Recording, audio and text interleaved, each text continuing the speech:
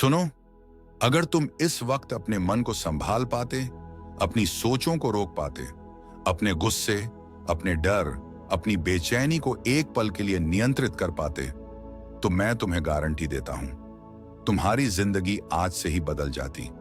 लेकिन सच ये है, तुम्हारे मन का मालिक तुम खुद नहीं हो।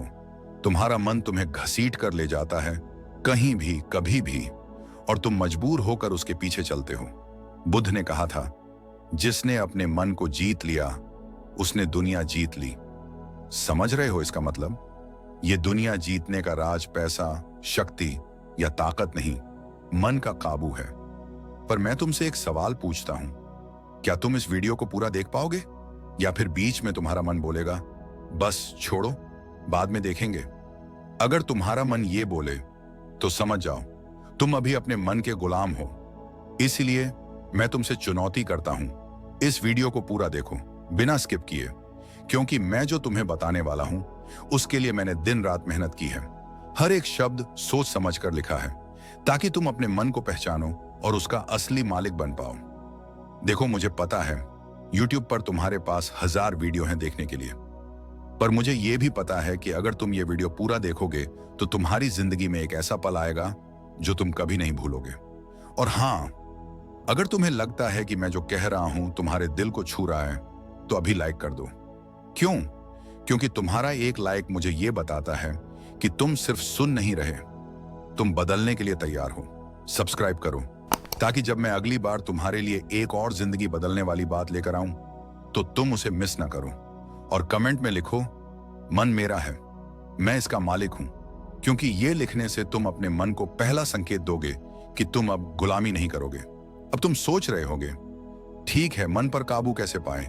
ये वही सवाल है जिसका जवाब तुम बुद्ध से भी पूछ सकते थे, और बुद्ध का जवाब होता, पहले अपने मन को समझो।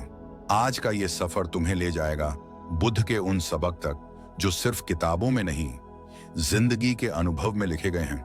तुम सीखोगे कैसे अपने गुस्से को अपना दोस्त बनाना, अपने डर को अपनी ताकत में बदलना, अपने बेचैन मन को शांत समुद्र की तरह स्थिर करना। अगर तुम इस सफर को शुरू कर चुके हो, तो अब बीच में मत छोड़ना, क्योंकि जो अंत में होगा वो तुम्हें ऐसा लगेगा जैसे तुमने एक पूरी नई दुनिया जीत ली हो। चलो शुरू करते हैं। तुम अपने मन को जीतना चाहते हो, लेकिन पहले तुम्हें यह समझना होगा कि तुम्हारा मन है क्या। बुद्ध के पास एक बार एक जवान आया। उसने कहा, भगवान, मैं अपने गुस्से को नियंत्रित नहीं कर पाता, मैं अपनी बुरी आदतें छोड़ नहीं पाता, मैं जो सोचता हूं उसका 80% ऐसा होता है जो मुझे परेशान करता है। मुझे सिखाइए कि मैं अपने मन को कैसे जीतूं। बुद्ध मुस्कुराए और बोले, पहले अपने मन को एक हाथी समझो और तुम उसके ऊपर बैठने वाले सवार हो। हाथी मतलब मन बहुत ताकतवर है, वो तुम्हें जिंदगी के खुले मैदान में ले जा सकता है या अंधेरी खाई में गिरा सकता है। और अगर तुम सवार के रूप में सुस्त हो, तो हाथी अपनी मर्जी से भागेगा, चाहे तुम्हारे लिए वो रास्ता बर्बादी का ही क्यों ना हो। यह समझना जरूरी है कि 1, मन अपने आप नहीं समझता कि तुम्हारा क्या भला है। उसे तो सिर्फ तुरंत सुख चाहिए, थोड़ी खुशी, थोड़ा आराम, थोड़ा मजा। इसलिए तुम मोबाइल उठाते हो सिर्फ 5 मिनट के लिए, पर 2 घंटे निकल जाते हैं। तो मन एक आदत की मशीन है। जो चीज तुम बार बार करते हो, मन उसे अपनी पहचान बना लेता है। अगर तुम हर मुश्किल पल में भाग जाते हो, तो तुम्हारा मन तुम्हें हमेशा भागने के लिए मजबूर करेगा। 3, मन को सीधा काबू नहीं किया जा सकता, उसे समझना पड़ता है। बुद्ध ने कहा, मन को जैसे है वैसे देखो, उसे वैसे ही समझो, तभी तुम उसे बदल पाओगे। मैं तुमसे पूछता हूं, कितनी बार तुमने अपने मन को चेक किया है? जैसे तुम अपने फोन की बैटरी प्रतिशत चेक करते हो, वैसे तुम अपने सोचों का प्रतिशत कब चेक करते हो? एक छोटा सा काम करो, अगले 24 घंटे अपनी सोचों को लिखो। देखो तुम ज्यादा किस बारे में सोचते हो, डर, गुस्सा, फिक्र या सपने। सिर्फ यही एक काम तुम्हें तुम्हारे मन का असली चेहरा दिखा देगा। बुद्ध का पहला रास्ता जागरूकता, अवेयरनेस। बुद्ध ने कहा, तुम अपने मन को तभी जीत सकते हो जब तुम उसके हर खेल को पहचान लो। इसका मतलब है तुम्हें हर उस पल को पकड़ना होगा जब तुम्हारा मन तुम्हें गलत दिशा में खींच रहा हो, जब तुम पढ़ाई छोड़ के फोन उठाते हो, जब तुम डाइट छोड़ के जंक फूड खाते हो, जब तुम लड़ाई में अपने शब्द का तीर छोड़ देते हो, उस वक्त तुम्हारा मन हाथी की तरह भागता है और तुम उसे देख भी नहीं पाते। एक कहानी, एक गांव में एक छोटा लड़का था जो हर बात पर गुस्सा हो जाता था। उसके पिता ने उसे एक खाली थाली दी और कहा, जब भी गुस्सा आए इसमें एक पत्थर डाल देना। एक हफ्ते में थाली पत्थरों से भर गई। पिता ने कहा, अब जब भी तुम गुस्से को रोक पाओ एक पत्थर निकाल देना। महीने बीत गए, धीरे धीरे पत्थर कम होने लगे। लड़के को समझ आ गया, गुस्सा एक छोटा पल होता है पर उसका नुकसान जिंदगी भर रहता है, और उस पल को पकड़ लेना ही मन पर पहला काबू है। तुम्हारे लिए काम, आज से तुम भी अपना मन का रिकॉर्ड रखना शुरू करो, चाहे नोटबुक में, चाहे मोबाइल में। हर दिन लिखो, मैंने कितनी बार अपने मन को पकड़ा, मैंने कितनी बार उसे जीत लिया। ये तुम्हारा मन का ट्रेनिंग ग्राउंड बन जाएगा। अगले पार्ट में हम चलेंगे बुद्ध का दूसरा रास्ता, नियंत्रण, कंट्रोल, जहां तुम सीखोगे कैसे मन को एक शांत, मजबूत और अपने अधीन बनाया जा सकता है। ये वही स्टेप है जहां से तुम्हें लगेगा कि तुम दुनिया जीत रहे हो। बुद्ध ने कहा था, जो अपने मन को जीत लेता है उसके लिए कुछ भी असंभव नहीं। लेकिन जीत एक दिन में नहीं होती। ये एक यात्रा है, एक अभ्यास है जिसमें तुम्हें अपने मन को दोस्त भी बनाना होगा और गुरु भी बनना होगा। स्टेप 1, अपने मन को पर्यवेक्षक की नजर से देखो। क्या तुमने कभी अपनी सोच को टीवी की तरह देखा है? जैसे तुम रिमोट पकड़कर चैनल बदलते हो, वैसे तुम अपने मन के चैनल देख सकते हो। एक बार बुद्ध से पूछा गया, भगवान, हम गुस्से, लालच और डर से कैसे बचें? बुद्ध बोले, उन्हें अपने मेहमान समझो। मेहमान आते हैं, बैठते हैं, चले जाते हैं, पर तुम उनके मालिक हो। तुम्हारा घर तुम्हारा है। दिन में 3 बार 5 मिनट के लिए रुक जाओ। अपने मन में चल रही सोचों को बस देखो। कोई भी सोच आए तो उसे लेबल लगाओ, ये गुस्सा है, ये फिक्र है, ये सपना है। ये अभ्यास तुम्हारा मन धीमा करेगा और तुम अपनी सोचों के मालिक बनोगे। स्टेप 2, सांस को अपना रिमोट बनाओ। बुद्ध के ध्यान का पहला कदम, सांस। सांस तुम्हारा लाइव कनेक्शन है तुम्हारे मन के साथ। जब मन भागता है, सांस तेज हो जाती है। जब मन शांत हो, सांस हल्की हो जाती है। करना यह है, दिन में 10 मिनट के लिए बस अपनी सांस को धीरे धीरे लो और छोड़ो। 4 सेकंड में सांस अंदर लो, 4 सेकंड रोक कर रखो, 4 सेकंड में सांस बाहर छोड़ो। बस इतना करो, तुम देखोगे कि तुम्हारा मन अपने आप शांत हो गया। स्टेप 3, आदत का नियंत्रण। बुद्ध ने कहा, आदत तुम्हें बना भी सकती है, तोड़ भी सकती है। मन को काबू में रखने का मतलब है उसे गलत आदतों के जंगल से निकालना और सही आदतों के बगीचे में लगाना। उदाहरण, एक व्यक्ति हर रात देर तक जागता था। उसका मन उसे कहता, बस एक एपिसोड और। लेकिन उसने एक छोटा नियम बना लिया, मैं रात 10 बजे के बाद फोन नहीं छूंगा। पहला दिन मुश्किल, दूसरा दिन मुश्किल, पर 21 दिन में उसका मन मान गया।